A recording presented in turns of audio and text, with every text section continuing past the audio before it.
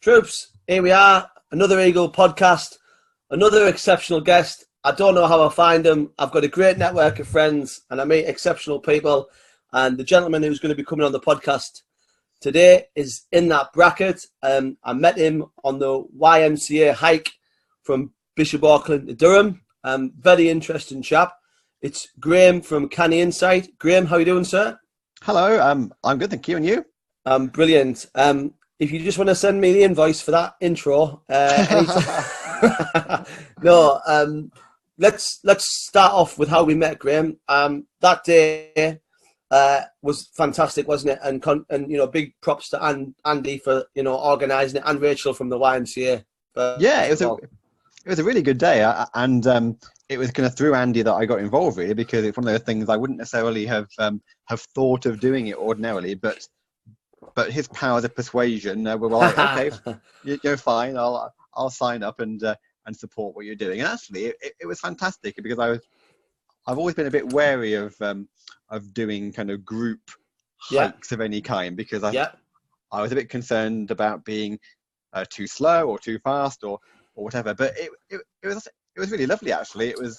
It was great to meet so many interesting people who I hadn't met before, and it was perfect weather as well. It was very lucky that of all the weather we've had in October, it was the one warm and bright Saturday. So it made it a perfect day to just go out there and meet new people and enjoy some scenery and have a well-earned beer at the end of it. Yeah, we are very lucky that we got such a great day weather-wise for the start of October. And actually, it just proves that you don't have to go to the Lake District or to Scotland. What we've got on our doorstep actually is really, really good. And since we're trying to sort of promote local and our own areas, I try to promote the countryside around County Durham, North Yorkshire, Weardale, Teesdale, etc. And I always sort of try, where possible, to finish with local business. I always sort of try and build a working relationship with either a certain coffee shop, or example in Bishop Auckland, there's the Auckland Cupcake Company. They're fantastic. And that's what it's all about. And obviously tying that in with Andy's app, Rome, tying it in with the YMCA, meeting yourself, meeting Simon and the other really interesting people on the day, was a great experience. And I think we should probably just do it again next year. If I'm honest, it should become an annual event, and just pray for good weather every year. Absolutely. I was saying right after it that I'd love to do it again. I think it's like all these things, people can be a bit wary of something that's new, but I think once you've done one of them, and you've got the kind of evidence of doing it and all the photographs and video, it makes it a much easier sell next time. It makes it a much easier sell. Absolutely. And of course, we get to finish in Durham, which is a great city, and sort of take in the culture and the uniqueness and all the sort of great stuff that goes on there. You combine the things that matter, which is the outdoors, fitness, and community, as in meeting new people. It's what we were designed to do. That's why we've got a mouth, and that's why we can talk. These are the skills that we were given, and I feel like we've progressed away from them. Technology, phones are a great thing, but actually, it's good to get next to someone and actually have a conversation and find out who they are, where they are, and what they are. And I think that's what we've sort of moved away from. So you're on the scene, aren't you? Networking, high street. You are the guy. Like, let's talk about your role and what it is you actually do. Okay. Well, I as you said, I run a retail consultancy called cannyinsights.com. It's been going about 10 years now. It's my own business. Cool. And basically, if people ask me what I do, I kind of say that I'm a bit like a Northeast Mary Portas. So I'm right, I'm a kind of queen of shops. Cool. And so yes, a lot of it is about the high street and about celebrating the good stuff that's out there and giving the businesses and the places that need a bit of help, because I think it's very easy to get sucked into all the negative stuff, but there's lots of really lovely places, and great businesses, and sometimes all it needs is a bit of a marketing push or a bit of advice, a bit of one-to-one support, and you can really make these places and these businesses do even better than they already are. So I see myself as somebody who is countering all the negative stuff and championing the high street, and particularly picking up the northeast as well, because the northeast is a region that doesn't get a lot of coverage in the retail world normally. When you talk about negativity, what has caused the decline in the high street? Is it purely the internet, or is there other factors as well? It's a whole combination of things. So of course the internet is one factor, because people who are shopping online aren't necessarily shopping on the high street as well. But if you look at somewhere like Bishop Auckland or Durham, a lot of the time it's those big retail parks as well. You can't go and build a huge out of town thing anchored by Marks and Spencers and so on, and not expect that to impact on the historic and traditional centres. So out of town is a big factor, and then all the things that you hear everyone like me talking about. Business rates are a big issue, right? As those are set by the government. So it's not something that landlords can influence. If you're a landlord, you can kind of be flexible on the rent, but you can't change what the business rates are. It's like a tax, really, and that's a big. It's a big impact in many cases. And then also, I've lost my thread now. Where was I going? There's one more thing. That's right. Yes, of course. I guess recording this on the 31st of October, I could hardly forget that the B word is obviously also a factor. So all the uncertainty around what's happening with the country, and people, I think, are a bit wary of spending their money and investing in things when they aren't quite sure what the future is going to hold and what our future of the country will look like. So there's a combination of things all happening at once, really, which is quite a unique situation to have so many challenging factors all colliding at one time. And do you think what the high street needs to become? It needs to become less but better than sort of how it's sort of gone, where you had the Woolworths, the Smiths, all of these big retailers that came in and did a lot under one roof, and sort of really didn't care that the sweet shop went out of business, and they didn't care that the haberdashery went out of business. Like it's almost like that's come and gone now. And then sort of like, and I'll use the Auckland Cupcake Company as an example. They just sell cupcakes, but they're so good. They go to the Barnett Castle Market, Darlington, Durham, Bishop Auckland, obviously. Great social media presence, fantastic sort of branding, number one, friendly staff, but as well, like the product is really good. And like I literally created a hike where I could finish at their shop. Like, and whenever I do finish there, I always have a team photo outside. I always go inside. I encourage people to go there. I think it's fantastic, but I think we do need more individualism back in the high street. Than it's all under one roof. Personally, things like Sports Direct, for me personally, I choose not to shop there because I don't like what it represents. What's your sort of take on any of them points? No, I think your point about places becoming more individual and more distinctive and more interesting is absolutely right, and that's that theme is something that is very prominent at the moment in all the debate around what the future high street looks like, because I think you can't turn back the clock on the big retailers who are pulling out of the high street, but if you look at the independents, there are still plenty of independents who do want to open in town centres, and in many cases those are really good, really local, really interesting and unusual businesses. So I think the future high street will be less clone-like. Mhm. In the past, we talked about clone towns a lot, and that Right. is going.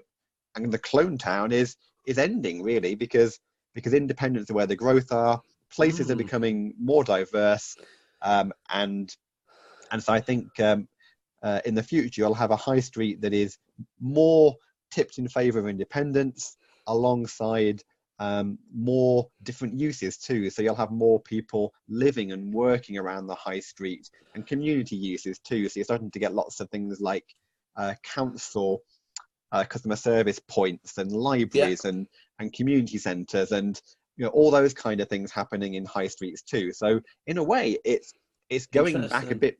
It's going back a bit more to how places were, I would say, 150 years ago, before they became homogenous retail. So it's Yeah. um, it's an evolution, if you like, back to how places used to be when they were the hubs of their community.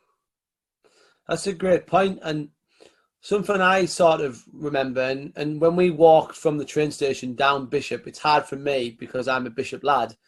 In the early 2000s, when I was sort of around down Bishop, there wasn't an empty shop, and Mm, there was a lot of individuals. Yes, there was John Menzies, Woolworths, Smiths, and then sort of like McDonald's, and then what you're saying about clonism.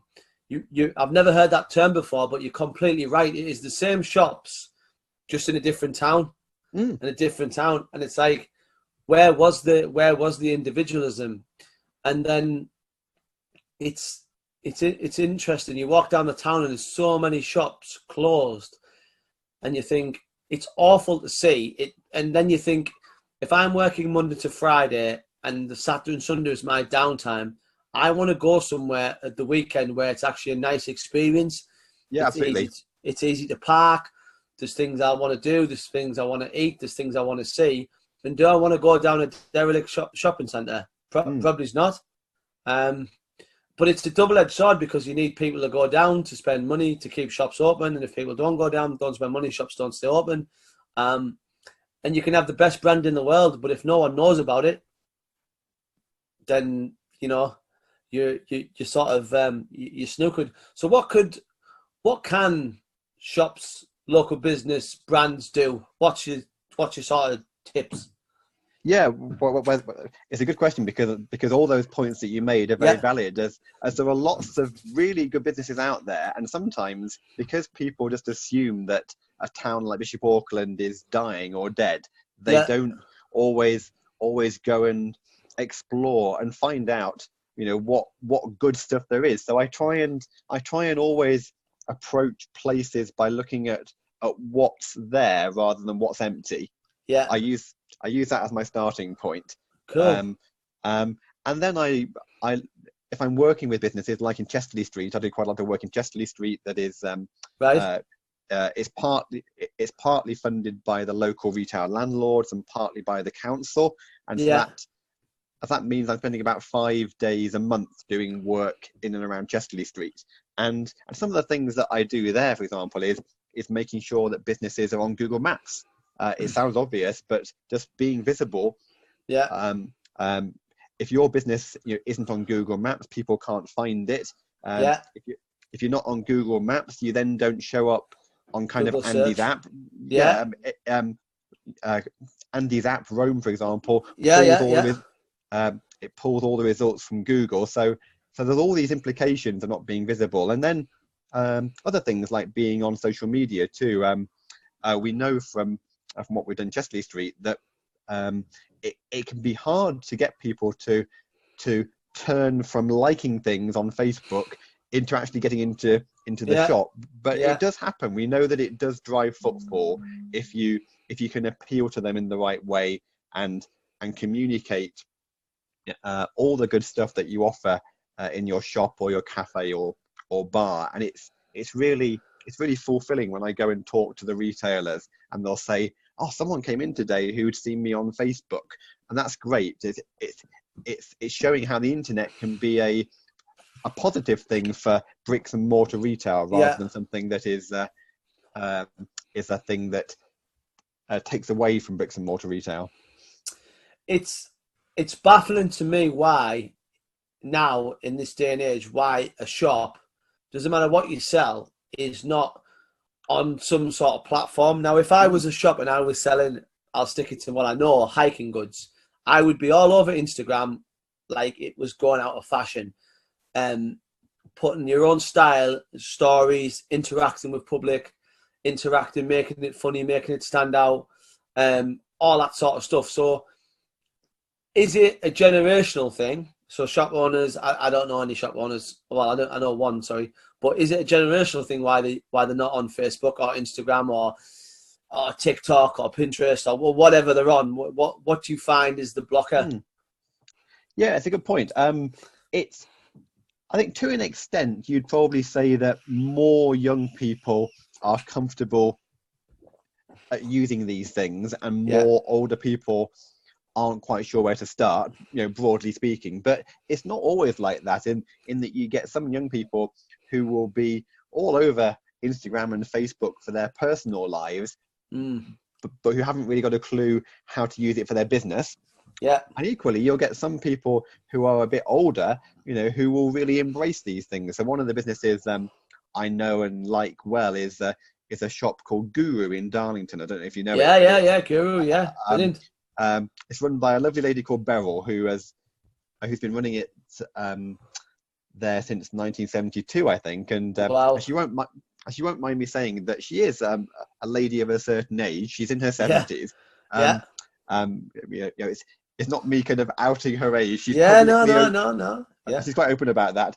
But she's great at how she uses Facebook and Twitter and really embraces all these things. So I think it's helped her win over a new generation of people who might not have been around in the 70s or 80s, but who like what she's doing and hear about it through these new channels. So I made the point in an article recently that it's never too late for a business like that to really take on board all these modern tools that are there. But in many cases, people do need a bit of a helping hand, and that's where I often come in.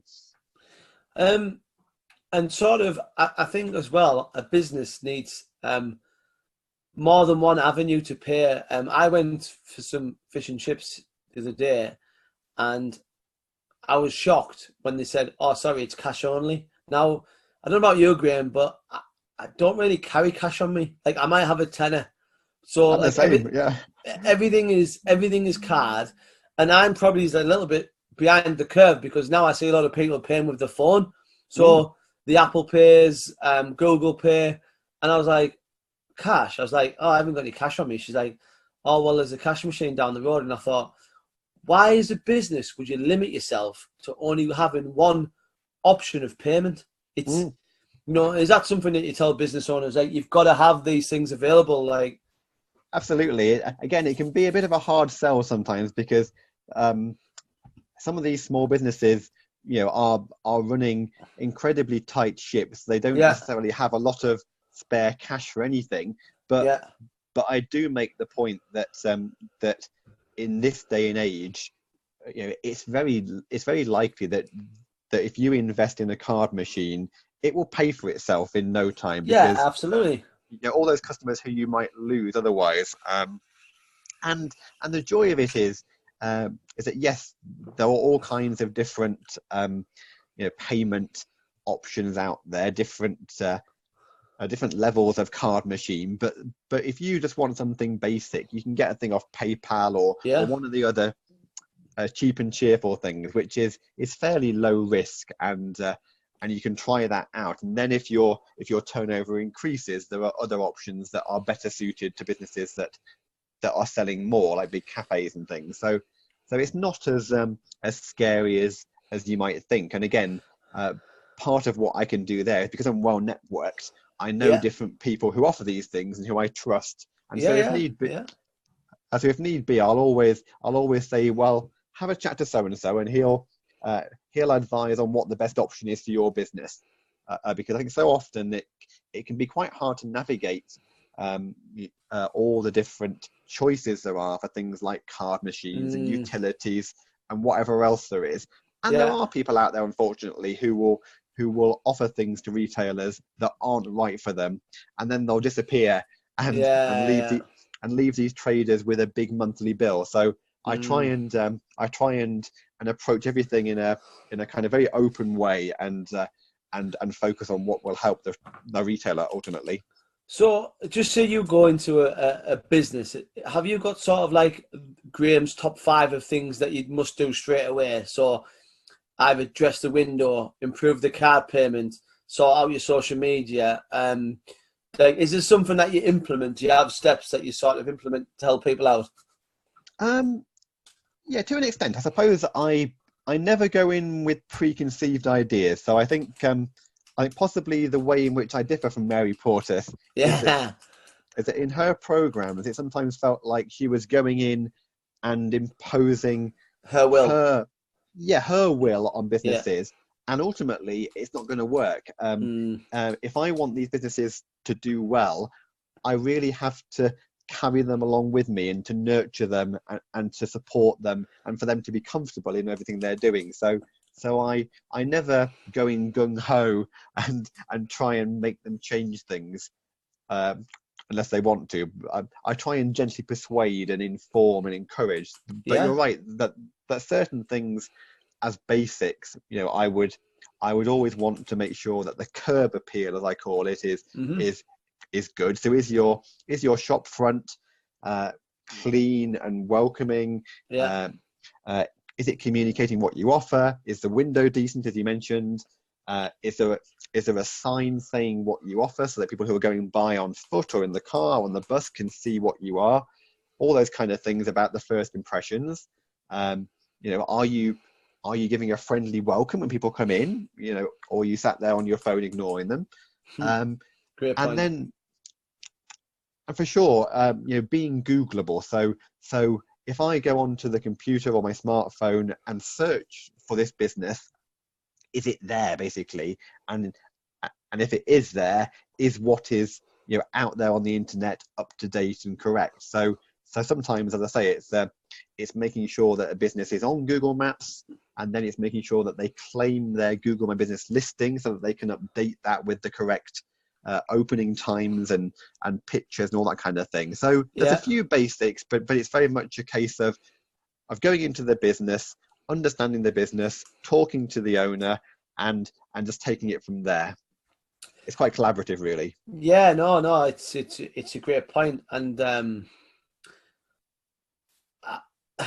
you like to whenever I buy my hiking boots, I don't go for the cheapest online boots. I Mm, do go to a retailer which is sort of more expensive, but the knowledge of the guy selling the boots is I think why I shop there, because they've got that extra knowledge, and I think knowledge has always cost money. It always has, and yes. it always will. Um, I can't remember the last time I bought something online, clothing or equipment. Can you see this buying online? Can you see the bubble bursting, or if not bursting, decreasing in the next 5 to 10? Mm, it's a good point. I think there are always going to be some people who will want to shop that way. Um, Mm-hmm. I guess like you, I've had a few experiences of buying clothes online where I've bought them and they haven't been uh, as I expected, or the Yeah, sizing has been ridiculous, yeah. and one of the and arguably it's fashion is one of the kind of areas of retail that is most affecting the high street, in that you've got all these big brands online, Boohoo, Misguided, ASOS, all the rest of it, Hmm. um, and the fashion spend is moving online, and that's why you're seeing some businesses like Casa Fraser, Debenhams, the Arcadia Group, all struggling. But I think it's not all roses for the online retail, uh, online fashion retailers either, because what you're finding is that you might get people who buy five of an item in different sizes and return four of them. And this issue of returns is becoming a big concern for the online fashion players. So it's Isn't sorry, on that point, my partner does this, and I'm going to sort of like she'll all of a sudden a lot of bags will arrive from wherever, Yeah. and then it's like try on a load of clothes, and then it's normally my job to return them. Right. Yeah. Yeah. But how does that affect it on time? Well, obviously it costs money to send clothes out, so obviously they're getting, and if it's not getting bought, then it's getting returned. So it's the whole process of getting it back, checking it, getting it back in the system, resending it out. It's all money. Yeah. Exactly. It might. All these kind of online fashion retailers have the advantage of not having to pay rent and rates on stores, as they're purely online. But then you do have all the cost of the returns and the processes that you mentioned there, and I think retailers like ASOS are struggling a bit to work out how they can keep offering products at very good value prices and make it stack up when people are shopping in this way. And to an extent, it partly explains why a business like Next is doing pretty well, because Yeah, you can take it back to the shop. yes, you can. It's easy to take it back to the shop.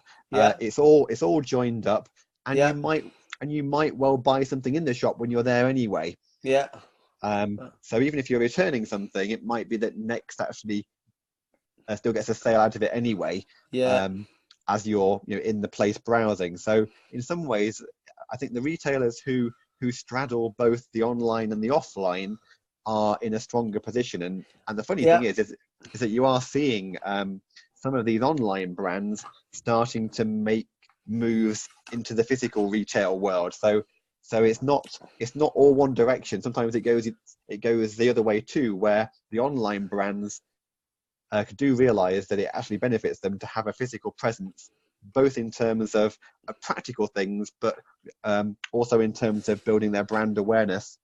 Here's a situation for you. I've profited twice from people ordering offline and then returning it back to the shop because they didn't want it. One was a outdoor coat, which I still wear now regular, which I think online was 150 quid. And for whatever reason, the sizing, whatever, they took it back to the shop. And what the shop had done is it was Millets. They sort of put it back on the rack, but said return reduced price. And I was like, Right. okay, I'll have that. And randomly, a head torch which someone had bought offline, I don't know why you'd ever return a head torch, didn't want it, brought it back. I just happened to be in the market for a head torch. Oh, we've had this one returned. We don't normally stock it in this shop, so we're going to have to send it back. But instead of sending it back, we can do you at a discount. I'm like, Right. cool. So does the retailer think if stuff gets returned, do we have a return section where we say what does it cost to send stuff back and get it resent out, or do we put it into a place in a shop and say this is our return section? Can you sell it before you send it back? What do you think? It's a good question. I'm not sure. I think it probably varies from retailer to retailer. So I guess there are some who will indeed sell the return products in their shop if they can, and others who will just return them straight back to the warehouse. But either way, it's clearly eating into their margins, because one way or another, it's either having to be sold at a discount, or it's going back to the place where it came from and is taking up resource and people's time as part of that process. But it's certainly the case that the retailers who do well are the ones who understand all these processes and try and make it as seamless as possible, both internally for their processes and for the consumer as well. It's a great point. How do you get this message about? Like, how do people sort of interact with you, and can a business just get in touch with you and say, oh, Graham, can you come down? We're struggling with this. Like, how do people know about you, and where do they find out about you? Yeah, I would say that in many cases, it's word of mouth actually. So it's all those things Also, about networking again. yeah, So it's being part of Durham Business Club, being part of yeah, um, other networking organisations around the region is important, and then social media too. So in the last 2 or 3 years, I've had work or certainly inquiries off the back of Twitter yeah. and LinkedIn, and even Facebook and Instagram. Sure. So all these different channels have delivered me work. So at least when I'm talking to retailers, I can demonstrate that, look, it does work. It does And work, yeah. um, and in some cases, it can be that you meet somebody in person first, and then you stay in touch via social media, and then down the line, it might be that something that you post prompts them to think, oh yeah, that Graham does that. I Yeah, wonder if he can help with this. So it's often a long game. It's very rare that I meet somebody and something happens straight away. yeah, Often it can be months or even years down the yeah, yeah, line. yeah. Um, is there anywhere in the UK, high street wise, that is particularly bonded well together and is sort of defying what's going on across the trend? Like, I'm sort of thinking of a Harrogate, a York, a Ripon, somewhere like that, or is everywhere sort of feeling the same problems?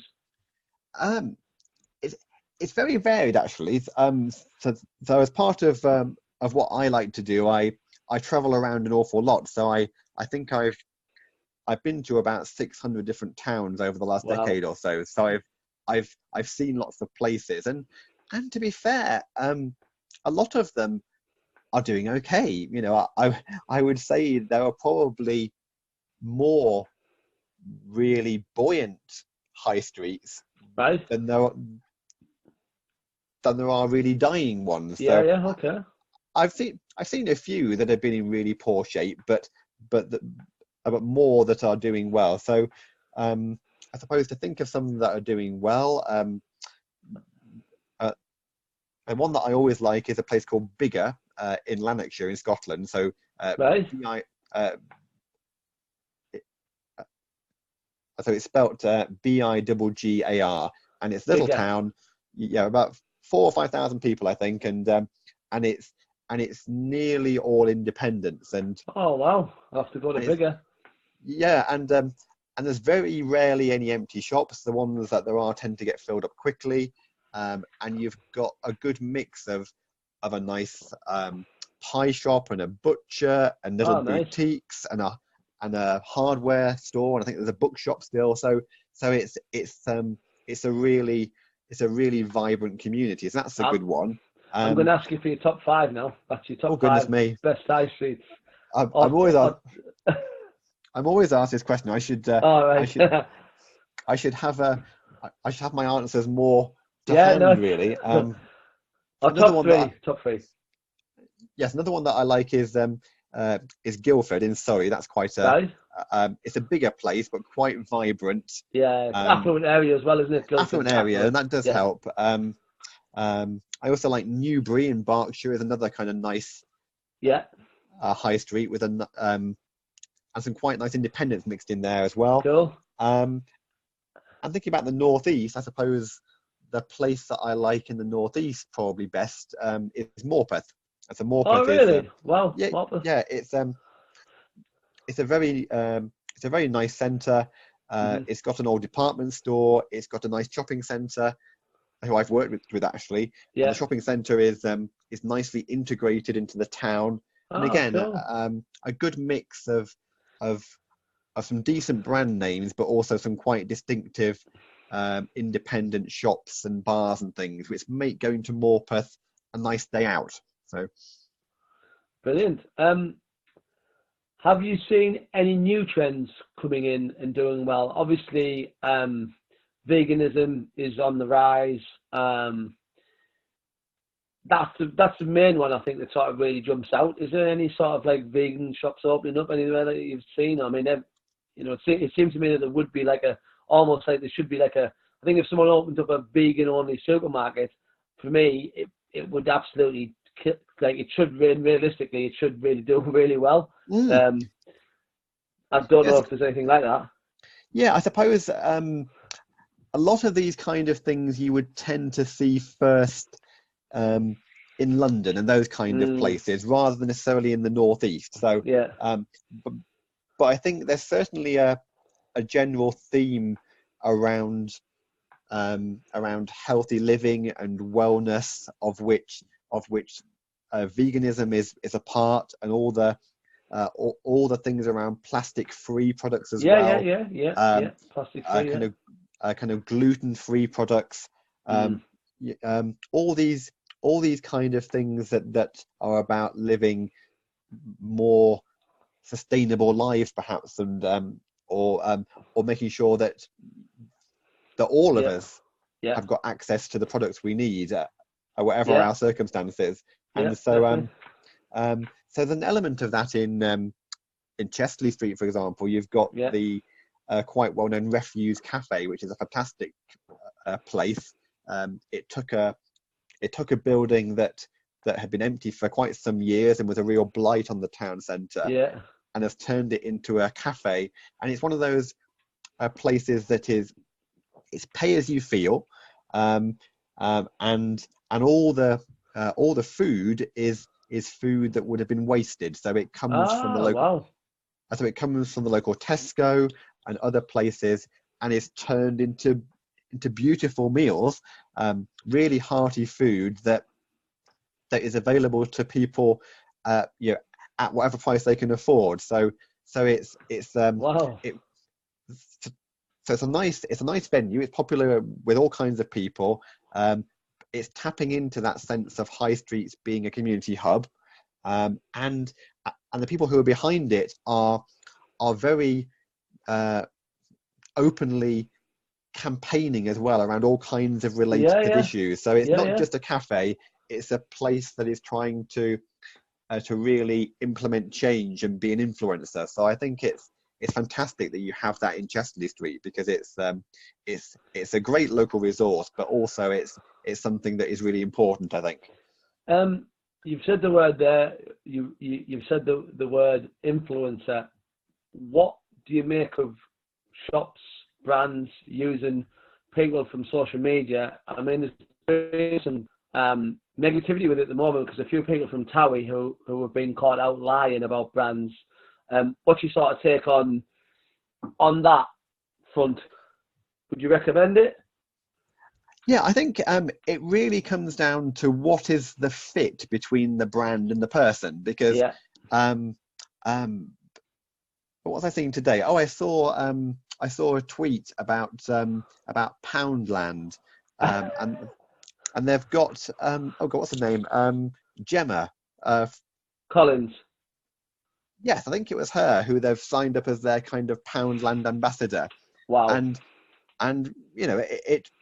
it seemed a slightly unlikely combination, in the same way as when kind of Asda had Sharon Osbourne advertising. What on earth are the chances of Sharon Osbourne going into Asda? It just seemed a ridiculous connection. So I think, if ultimately it comes down to whether it seems real and whether it feels authentic, and if people can plausibly see that this person would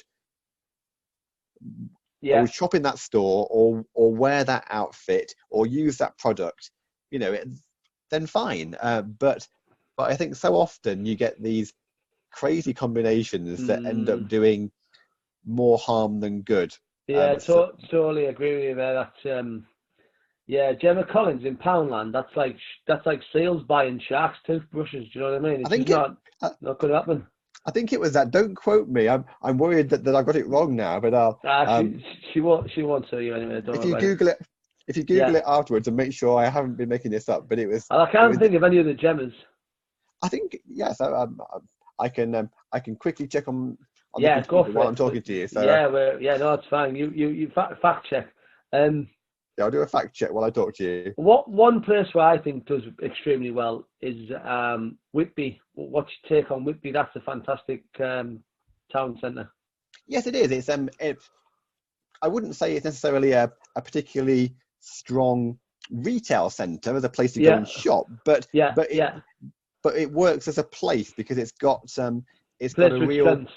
yeah, it's a lovely kind of place to explore, and it's got a real buzz about it. And obviously it's popular with tourists, and so in a sense it doesn't matter that it's not necessarily the best place to go and do a shop, because by and large it's not why you go there. It's got lots of the basics that you need. It's got it's got a branch of Boys, which is a useful store in all these northern towns. It's got Poundland, I think, and Mountain Warehouse, and all the kind of staple things that you might require. So I love Whitby.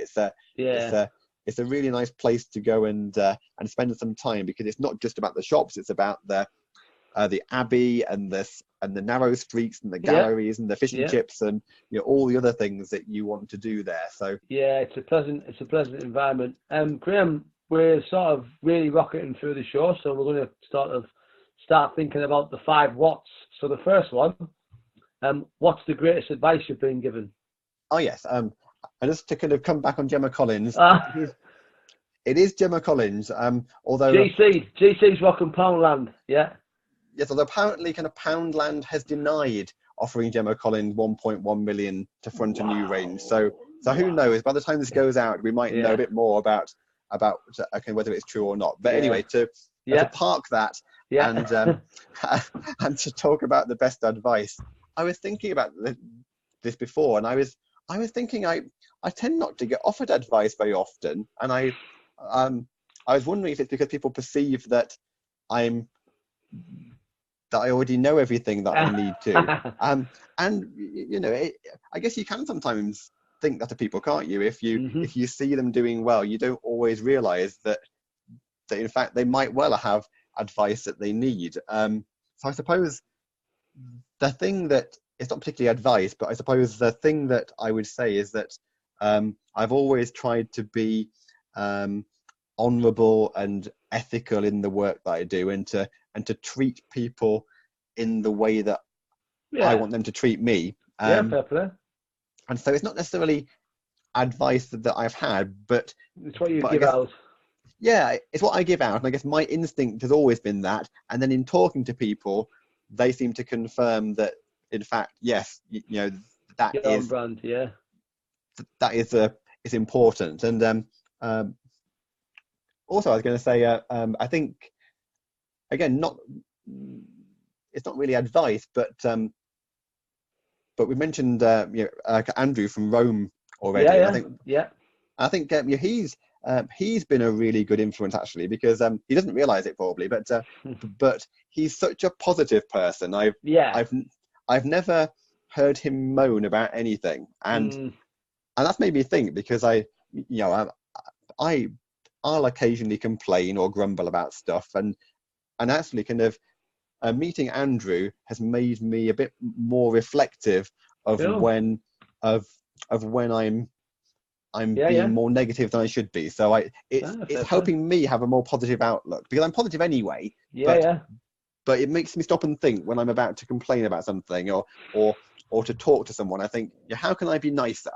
And that's a fair one. Second one, what's on your bucket list? Yeah, the bucket list. I suppose I would like to do more television, really, as I've quite often appeared on television. Right, cool. And so I would love to have my own TV show. Wow. So it's not necessarily a thing that I can make happen. I guess a bucket list is something. It's aspiring to, But I'd like to do that, and I would love to have a home in Slovenia. Slovenia is a country that I go to a lot, and it's a beautiful place. It's great for walking, actually, and and so I'd love to have a place of my own out there at some point in my life. And then I guess a bit embarrassingly, I would love to go to a Eurovision Song Contest at some point. As I've been a fan. Nothing wrong with that, mate. I won't judge you. I've been a fan for so many years, but I've never actually been to one in person. And Yeah, no, it's fair pop. it's partly because it's never in the UK, of course, because our songs are usually rubbish and don't win. But Yeah. you know, if there was one a bit closer, say in Dublin even, you know, I'd be up for it. Fair play. Third one. What's your toughest day? Toughest day. Yeah, I suppose again because I have a generally optimistic outlook, I struggled a bit to think of what my toughest day was. Although it was probably when I quit my job, Right. because so before I became the retail consultant that I am Yeah. now, I had a regular job, um, which I enjoyed in many ways and got a lot of value out of. But you know, it wasn't really me because I I'm very creative. I I like doing my own thing, Yeah. and, and so I knew that it felt right to quit that job. Yeah. But but in the same way that anyone is who's making that leap, it's a big Yeah. it's Big it's quite step. scary. It's Yeah. a scary step to make. Yeah. So No, I'm fair glad enough. that I did it, and it's worked out fine in the end. But it's Fair obviously play to scary. you. It's scary at the point of being in the middle of it all. Yeah. Fair enough. What's been your happiest day? Um, I think there were lots of highlights actually. Um, Again, flipping it back to the bucket list one, I think one of the most fun days was when I appeared on the One Show. Mint. So I was it was a pre-recorded thing, but it was lovely to see Yeah.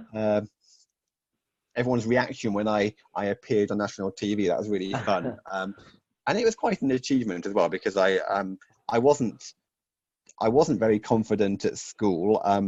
I wasn't somebody who would ever speak in class unprompted. So Yeah. I always get a real buzz of when I Fair do play. TV and things because you know it was a hard thing to do in the first place, and I've developed those skills over time, I Ah, suppose. it's great. Um, One show. Brilliant. yeah, I think sometimes as well, the happiest days are ones that you don't realize are happiest until Mm. afterwards. It might be that you meet someone at an event or in passing, and you don't realize until later on what Yeah. a positive impact they will have on your life. Yeah. So Yeah. No. Yeah. Fair enough. Fair enough. And finally, Graham, what's next, either for yourself or your business? yes, what's next? I suppose being 10 years in is a good time to reflect on the business really, and I think I've achieved a lot of what I want to achieve with it, which is good. But the issue I have now, I suppose, is that there's only one of me. Mm. So it's how do I deal with uh, um, spreading myself more widely without being spliced Yeah. Yeah. far Yeah. too thinly. So Fair I enough. think that really is the next step. I don't I don't really have an interest in employing people. I don't want to be a Yeah. boss. Yeah. Uh, Yeah. as part of the joy of being self-employed is the freedom and the creativity and Yeah. all those things that I don't want to give up to be in charge of people. Yeah. But I think there's probably scope for more collaboration uh, Fair enough. in the future. So kind of for finding trusted people who share my kind of ethos and my outlook and who I can work with um, in a kind of independent way to Brilliant. support each other and to grow our respective businesses and to Yeah. work that way rather than kind of growing my business necessarily, just kind Yeah. of Yeah. finding partners who are Brilliant. you know, other small businesses who are doing great work. Yeah. No. Absolutely fantastic, Graham. And that, ladies and gentlemen, brings us to the end of our show. I want to thank Graham for coming on. He's gives some absolute brilliant insights. I think if you're a shop owner or you're in retail, definitely take on board what he said. Um, Very insightful. I hear he's very big on Twitter, which he'll tell you himself in a minute. Um, Graham is a high street guru, and I think he's sort of proved that with his knowledge bombs that he's dropped today. Graham, where can people find you, please, on the platforms?